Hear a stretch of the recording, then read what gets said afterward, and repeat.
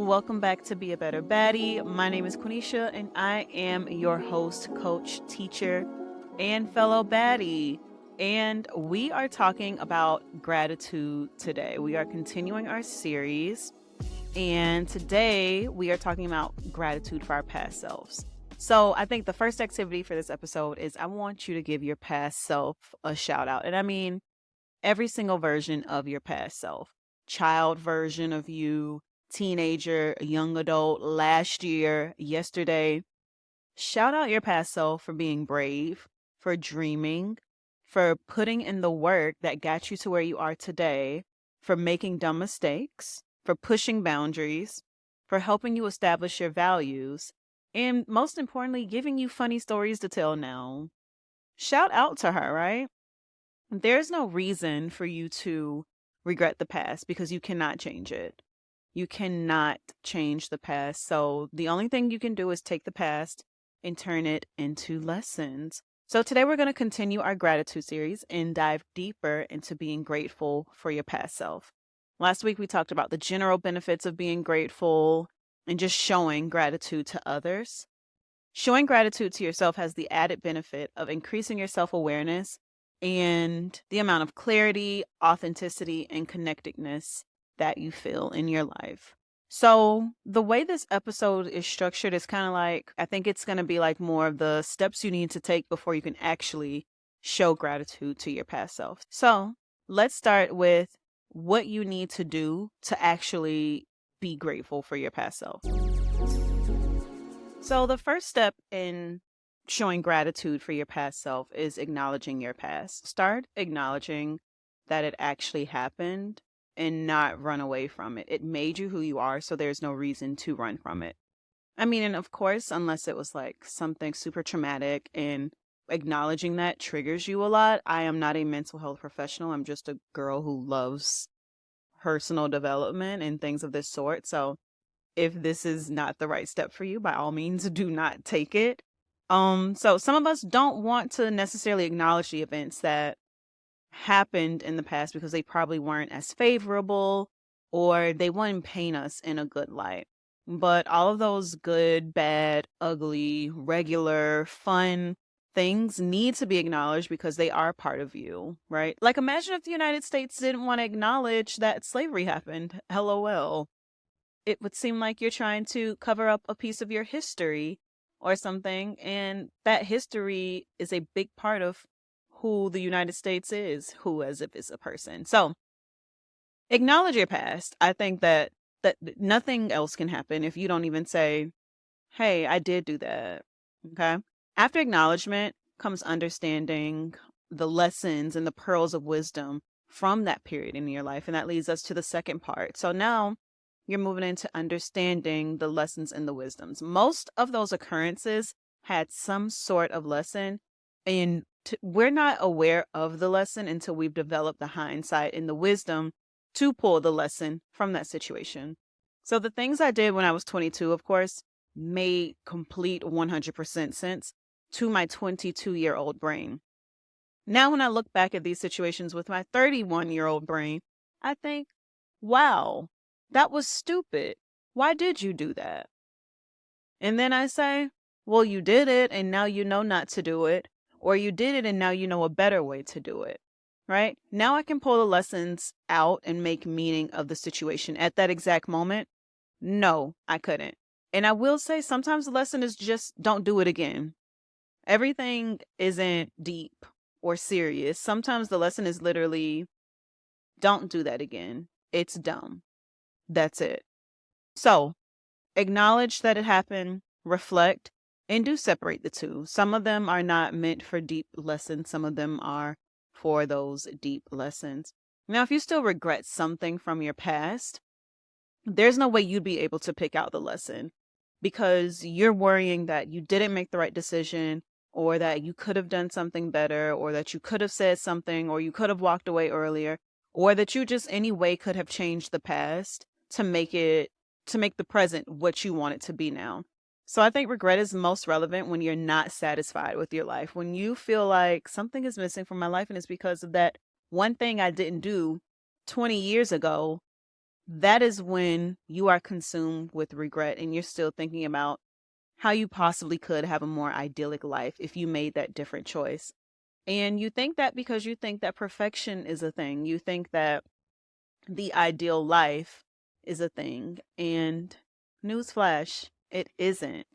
So, not to dive too deeply into regrets, because I want to wrap up my thoughts on this topic. So, if you feel like you're stuck on expressing gratitude for your past self because you felt like she made the wrong decision and that's why your life isn't where you want it to be, stop it.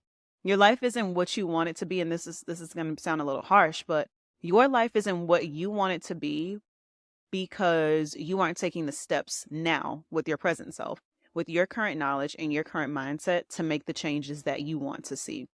Trying to get to the root of your regret is really going to help you resolve these thoughts and then express gratitude for the girl who was doing the best that she could at that time.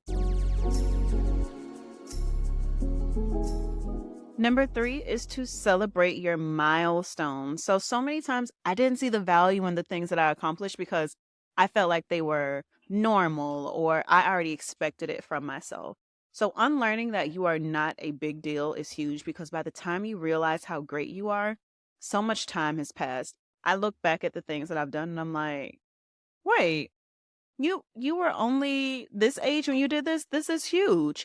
But at that moment, I didn't think it was a big deal. So take a look back and not only acknowledge your mistakes because it's so easy for us to pick out all the bad we did and the lesson we learned and how it could be better. You did a lot of things right too, right? Looking back and being grateful for your past self isn't just about picking out all the wrong that your past self did. Acknowledge all the good things she did, acknowledge all the smart decisions she made. And this is building up your confidence because you're reflecting on the goals that you set in the past and the goals that you've achieved and all the hard work you invested in your life. So that is all a part of kind of building yourself up to be grateful for your past self. So the 3 things that I just named are kind of like the pre-work you have to do before you actually get to the expression of gratitude for your past self. So just to resum those. So just to resummarize those.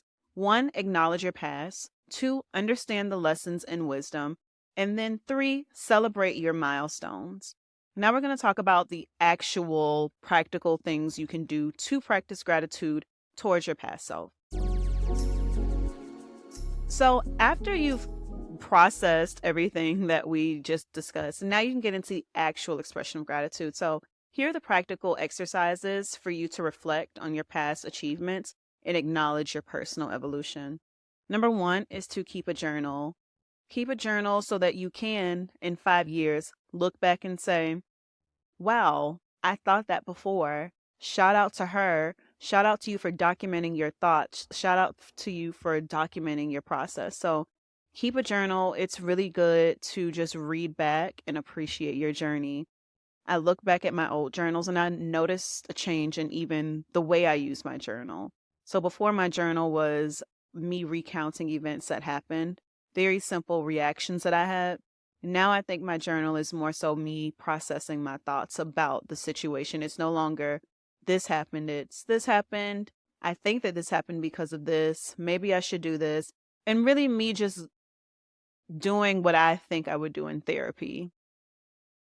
Secondly, I love visual representations of your journey. So something like a timeline or a vision board to highlight your achievements, your personal development and aspirations is great. Like I look back at all my old vision boards that I've made. I really love when Google Photos does like those little flashbacks so you can like visually see your progress to reinforce that acknowledgement of your growth. So seeing this nice little collage from 2013, it really, pictures are worth 1,000 words, right? 1,000,000 words. I think they're worth 1,000,000 words, but they're worth a lot, right? You look at the picture, you know the story of who you were when that picture was taken, and you think to who you are now. So you're being grateful for the person in that picture.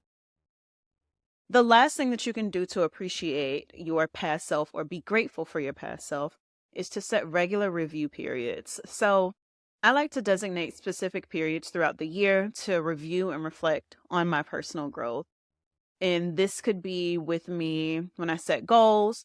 I'll take a look at what progress I've made towards those goals or what I still need to do. And you can do this monthly, quarterly, yearly, anytime you can regularly assess where you were, where you are now, and the progress you made. So that's that on that. I want to end with a bit of an entry point assignment. So a good way to take all this information and wrap it up into one is to write a letter to your past self. Think of the version of yourself that you think was the most confused and write to her. So I've done this, and I can guarantee you that all of your subconscious thoughts and questions will be answered. So as you're going through this, just start with Dear Past Self and just kind of let it flow from there. I also have a special announcement. So you all are going to be the first to hear about this because I'm in the very early planning phases, but I am ready to announce it. So I'll be launching the Baddie Circle in December, and I'm inviting all of you to join this transformative journey of personal growth and empowerment. So what is the Baddie Circle? The Baddie Circle is going to be a sisterhood of support, a safe space where your goals, dreams, and ambitions matter. The Baddie Circle will span over 8 weeks, and we'll be diving into personal growth, empowerment, and setting goals that truly will make you a better baddie. It's about becoming the best version of yourself. And guess what? The Baddie Circle is completely free because I want to make this personal development opportunity accessible to everyone. So if you're ready to really put in the work and be a part of this opportunity, click the link in the show notes to sign up and receive more information about the Baddie Circle. So I hope that you all had a positively productive, self-loving day and be grateful for your past self. I hope that you enjoyed this episode. You can let me know by rating and reviewing, sharing it with a friend, posting it on your Instagram story. And I will see you all in the next one. Hopefully I see you all in the Baddie Circle. Bye.